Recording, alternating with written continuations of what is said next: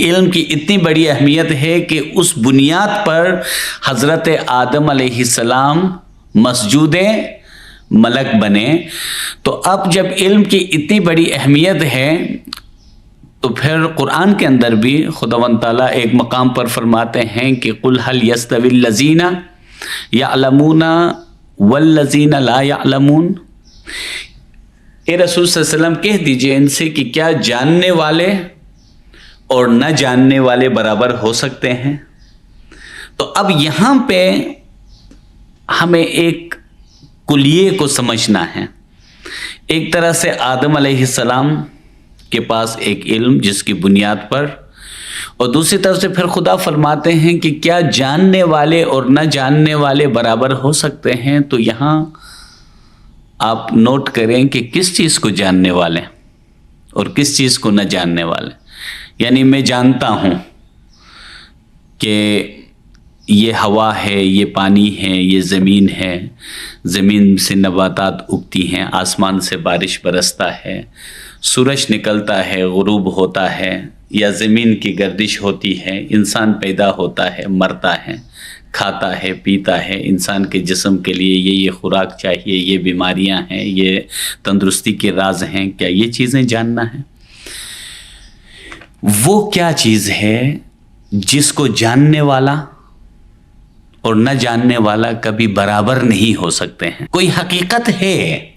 خداوند تعالیٰ نے قرآن کے اندر حقائق کو، رازوں کو بکھیر کر پھیلا کر رکھا ہے، تو ان کو الگ الگ جگہوں سے کہیں پہ ایک ارشاد ہے تو دوسرے مقام پر دوسری ارشاد ہے، تو ان کو جوڑنا پڑے گا۔ ان کو ایک جگہ لائیں گے تو پھر پورا موضوع ہمیں سمجھ میں آئے گا۔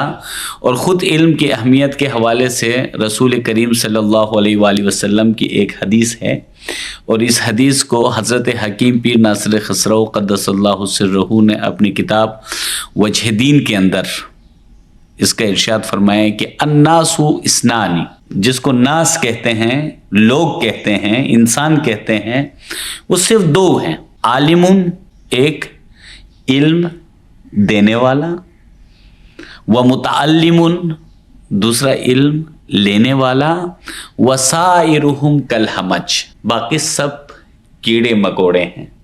یعنی حمج جو بل بنا کر جو جانور جو ہے نا بل کے اندر رہتے ہیں ان کو حمج کہا جاتا ہے، تو باقی ان کے جیسے ہیں۔ تو عجیب بات ہے کہ انسانیت کے دائرے میں رسول کریم صلی اللہ علیہ وآلہ وسلم نے جن دو کو رکھا، اس میں ایک علم سیکھنے والا اور دوسرا علم سکھانے والا۔ باقی سب کے لیے پیغمبر اکرم صلی اللہ علیہ وآلہ وسلم نے کیا فرمایا؟ وہ کیڑے مکوڑے ہیں۔